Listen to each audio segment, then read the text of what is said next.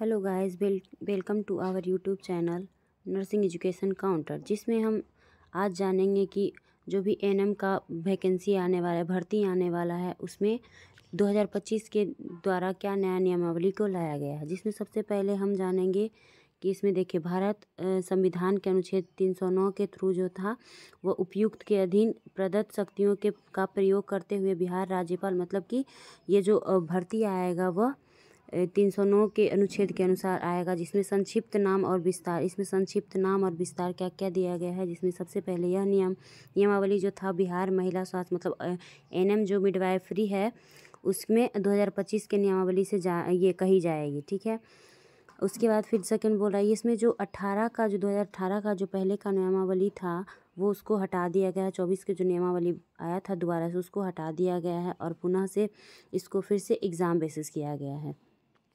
अब यहाँ सबसे आइए देखते हैं भर्ती में क्या कुछ कहा जा रहा है। तो भर्ती में सबसे पहले इस संवर्ग में नियुक्त मूल कोटि के पद पर सीधी भर्ती से प्रतियोगिता परीक्षा के नियम 8 के निर्धारित प्रक्रिया के द्वारा आयोग की अनुशंसा के आधार पर होगी। मतलब इसमें बोल रहा है कि इसमें पहले जो था वो सीधी भर्ती होती थी, लेकिन अब यह सीधी भर्ती नहीं हो करके बल्कि अब यह क्या होगा कि भर्ती को एग्ज़ाम के बेसिस पे किया जाएगा, प्रतियोगिता परीक्षा के द्वारा लिया जाएगा। अब इसमें है अहर्ताएँ क्या क्या है। तो इसमें जो भी इस फॉर्म को भरेंगे उसके लिए एनएम का जो डिप्लोमा का सर्टिफिकेट होना चाहिए और वह किसी नर्सिंग शैक्षणिक संस्थान के द्वारा जो होता है वह वहाँ से मान्यता प्राप्त संस्थान से होनी चाहिए। और यह जो मतलब पहले से जो नर्सिंग का जो कोर्स अगर कहीं बाहर से किए हुए हैं तो उसमें उसके लिए बिहार से रजिस्ट्रेशन करवाना आवश्यक होता है।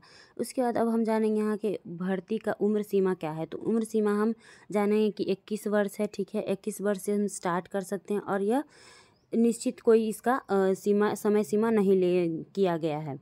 उसके बाद फिर अब जानेंगे बिहार के बारे में भर्ती की प्रक्रिया क्या है। तो भर्ती की प्रक्रिया के लिए है कि सबसे पहले यहाँ देखेंगे कि भर्ती की प्रक्रिया नियुक्ति प्राधिकारी किसी नियुक्त वर्ष 1 अप्रैल की स्थिति के अनुसार रिक्ति की गणना एवं रोस्टर क्लियरेंस कराकर यहाँ यथासंभव उसी 30 अप्रैल को कोटि आयोग को भेजेगा। इसमें बोल रहा है कि जो भी मतलब अगर जो गैर सरकारी या सरकारी गैर सरकारी रूप से मतलब जो भी काम कर रही हैं कॉन्ट्रैक्ट बेसिस पे उनके लिए 5 नंबर दिया जाएगा, ठीक है। हर एक वर्ष के लिए 5 नंबर दिया जाएगा। जिसमें कि अगर यदि वह टोटल 5 साल काम किए हैं तो उनके लिए टोटल उनको 25 नंबर दिया जाएगा, ठीक है। और वह 25 नंबर जो दिया जाएगा वो उनके उस एग्ज़ाम का जो अंक होगा उसमें ऐड किया जाएगा। अब हम यहाँ पे जानते हैं कि देखिए इसमें बोल रहा है कि 0.75 गुणांक मतलब देखिए सबसे पहले इसमें कम से कम जैसे आपको कभी 50 नंबर आया है तो उसमें से उसको 3 पॉइंट जैसे आपको 50 नंबर आया है, यहाँ दिया हुआ है कि जैसे 50 नंबर आया है तो उसमें 0.75 जो था उसको 75 से उसको मल्टीप्लाई करके और उसका टोटल अंक को निकाला जाएगा। उसके बाद फिर अब बोल रहा है परीक्षा अवधि की क्या है। आयोग के अनुशंसा के महिला स्वास्थ्यकर्मी एनएम के पद पर सीधी नियुक्ति के उपरांत परिवीक्षा अवधि 1 वर्ष की होगी।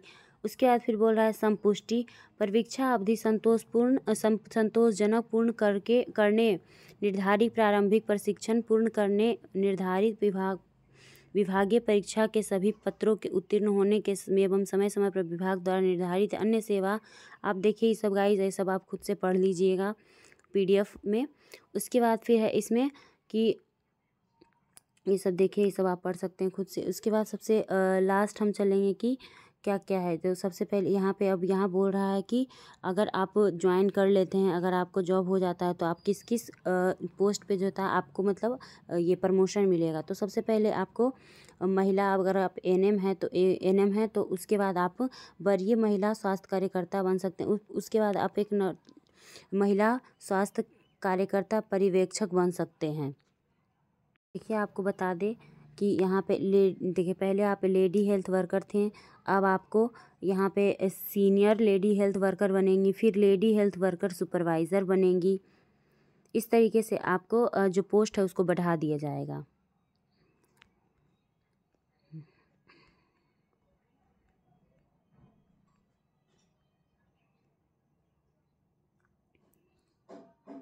उसके बाद फिर इतना होने के बाद आप अब घबराइए नहीं। ये जो नया नियमावली आया है वो बिल्कुल सही आया है, क्योंकि ये नियमावली जो है वो बिल्कुल सही आया है। और आप अच्छे से तैयारी में जुट जाइए, जिससे कि आप और बेहतर कर सकें और इस एग्ज़ाम को निकाल सकें।